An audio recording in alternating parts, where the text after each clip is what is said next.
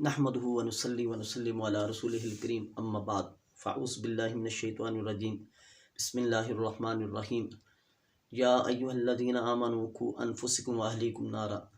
सामीन मोहतरम, जैसा कि आपको पता है कि हमने इस्लाही प्रोग्राम शुरू किया हुआ है। अल्लाह तबारक व तआला की तौफ़ीक से दरअसल मैं चाहता हूँ कि हमारे बच्चे एक अच्छे इंसान और अच्छे मुसलमान बन जाएं, क्योंकि इस वक्त हमारी माशरे की जो हालत है वो इंतहाई ख़राब है। रोना आता है जब हम नौजवानों को बेरारवी का शिकार देखते हैं, सड़क पर खड़े होकर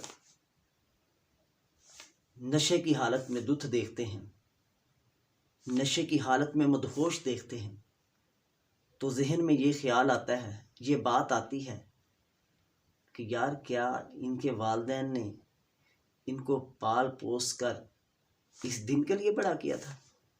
देखिए, कोई वालिदैन ये नहीं चाहता कि हमारा बच्चा ख़राब हो, और ना ही कोई बच्चा जब इस दुनिया इस कायनात के अंदर आता है, ना वो चोर होता है, ना वो नाफरमान होता है, ना वो बेअदब होता है, बल्कि अल्लाह के नबी सल्लल्लाहु अलैहि वसल्लम ने फरमाया जब बच्चा इस दुनिया में आता है वो फितरत इस्लाम पर होता है।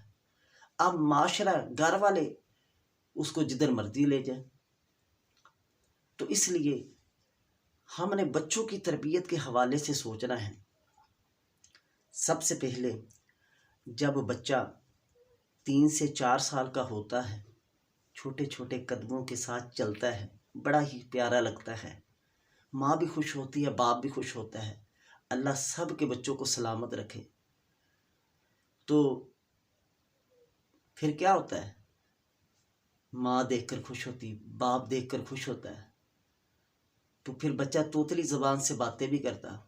इधर एक बात का ख्याल रखें, कुछ बच्चे बोलते हैं तो बोलना शुरू करते हैं तो कभी कभार गाली देते हैं। अभी साफ बोलते नहीं, गाली आ जाती उनको, तोतली ज़बान में गाली देते, बड़ा खुश होता बाप। नहीं भाई, इधर खुश नहीं होना, बल्कि अपने बच्चे को बताना है बेटा गलत काम, प्यार से मोहब्बत से। फिर जब बच्चा चलना शुरू करता है, शाम को बाप काम से आता है तो बच्चा इस्तकबाल करने के लिए दरवाजे पर पहुंच जाता है, अपने बाप के साथ चिमट जाता है। बाप को चाहिए उसको उठाए, उससे प्यार करे। रोज़ाना की ये रूटीन बना ले कि अपने बच्चों को आधे से 1 घंटा लाजमी दे, ज़रूर दे। इसके साथ क्या होगा, इसका फ़ायदा क्या होगा कि एक तो बच्चों की मोहब्बत आपके साथ हो जाएगी, बच्चों के साथ उनस हो जाएगा, आपको बच्चों की हरकत सकनात का और आदात का पता चलता रहेगा। उसके बाद हम पैसा इन्वेस्ट करते हैं, पैसा लगाते हैं बच्चे पर। जब बच्चा बड़ा होकर उसकी शिकायत आती है तो फिर बाप पता क्या कहते क्या किस चीज़ की कमी थी? कमी इस बात की थी कि हमने उसकी तरबियत खुद नहीं की, बचपन से उसको अदब और आदाब नहीं सिखाए। ठीक है, आपने पैसे खर्च किए उस पर, फीसें दी उसकी, सारे उसकी चीज़ें पूरी की, लवाजमात पूरे किए, खाना पीना पूरा किया, लेकिन जो आपके काम करने वाला था, शुरू वाला, वो आपने किए ही नहीं। अब जैसे जैसे बच्चा बड़ा होता है तो बोलना शुरू होता है, चाहिए कि छोटी छोटी दुआएं उसको सिखाई जाए ताकि वो पढ़े।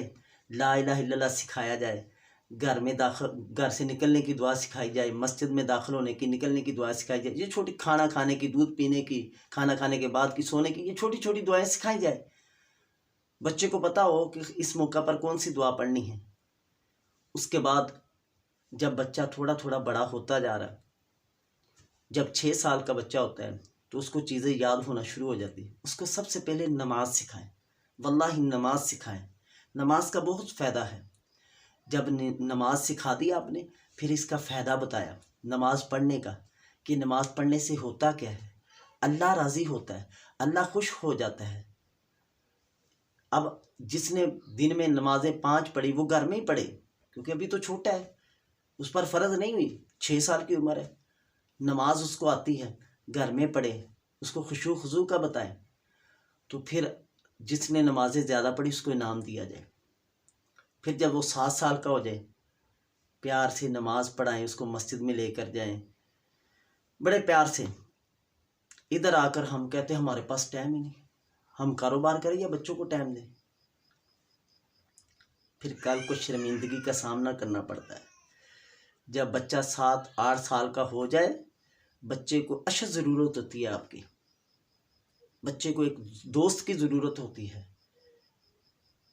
बच्चे को एक ऐसे दोस्त की ज़रूरत होती है जो उसको रास्ता बताए, रहनुमा की ज़रूरत होती है। जैसे जैसे फिर बच्चा बड़ा होता है, 10-12 साल का, अगर बाप ने टाइम नहीं ना दिया होता तो फिर क्या होता है, फिर ये बच्चा घर की दहलीज से बाहर निकलता है। बाहर का माहौल अजीब तरह तरह के लोग, तरह तरह के लड़के, गाली गलोचन करने वाले भी, और फिर ये अपने दोस्तों में इसकी दोस्ती होनी शुरू हो जाती।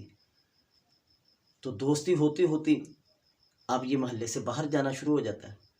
जब मोहल्ले से बाहर जाना शुरू होता है, फिर ये इसको बाहर की हवा लग जाती है।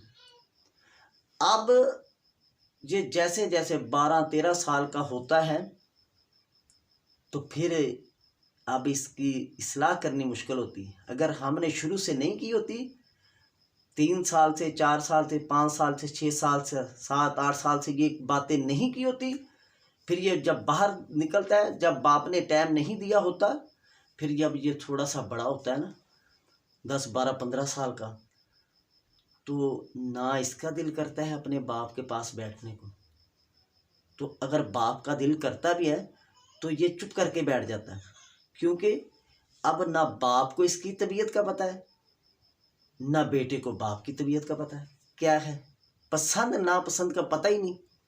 इधर आकर हमने गलती की।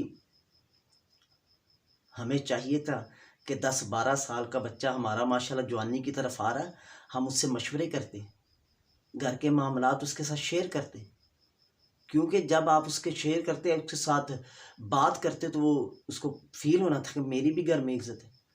तो जब हमने टाइम नहीं दिया, हमने उसकी हैसियत को ख़त्म कर दिया। अगर वो बोलता है, हम कहते हैं आपको क्या पता, तुझे क्या पता, वो पढ़ अपना।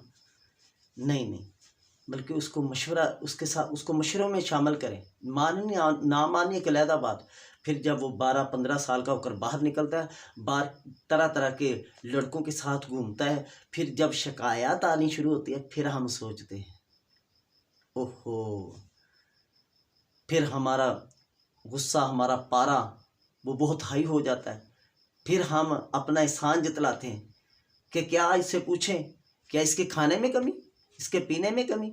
नहीं नहीं, हम कहाँ कहते हैं, ना आपने खाने की कमी ना पहनने की कमी आने दी, लेकिन आपने एक चीज़ की कमी, मोहब्बत की कमी पीछे छोड़ दी। जो मोहब्बत आपने देनी थी वो नहीं दे सके, जो टाइम आपने देना था वो नहीं दे सके। अब बच्चे इधर से बिगड़ते हैं। इंशाल्लाह आइंदा मौजू के अंदर इससे आगे वाली उम्र में कैसे बच्चों के साथ बिहेव करना चाहिए, कैसे इनकी तरबियत का सोचना चाहिए, तो प्लीज़ इन बातों पर गौर करें। ये ऐसे नहीं मैंने कर दी, ये मैंने बड़े दुख के साथ कर रहा हूँ, बड़ी सोच विचार के साथ ये मैंने चैनल बनाया कि मैं लोगों तक अपनी बात पहुँचाऊँ, अपना दुख पहुँचाऊँ कि आज खुदारा अपनी औलादों को बचा ले। अगर आज हमने ना बचाया तो कल फिर हमारी औलादें हमें घरों से बाहर निकाल देंगी, ओल्ड हाउस बन जाएंगे, बहुत नुकसान होगा। ये वही नौजवान है, ये वही कौम है जो बदल कर रख देने वाले हैं। अगर हमने इनकी तरबियत की तो हमें इंशाल्लाह इनकी जवानी का समर और फल भी मिलेगा, फ़ायदा भी होगा। क्योंकि अगर हमने तरबियत ना की तो हमारे मरने के बाद ये हमें याद भी नहीं करेंगे, कब्र भी भूल जाएंगे। अल्लाह तबारक व तआला से दुआ है कि अल्लाह तबारक व तआला हमें इन बातों को समझने की तौफीक अता फ़रमाए। वमा अलैया इल्लल बलागुल मुबीन।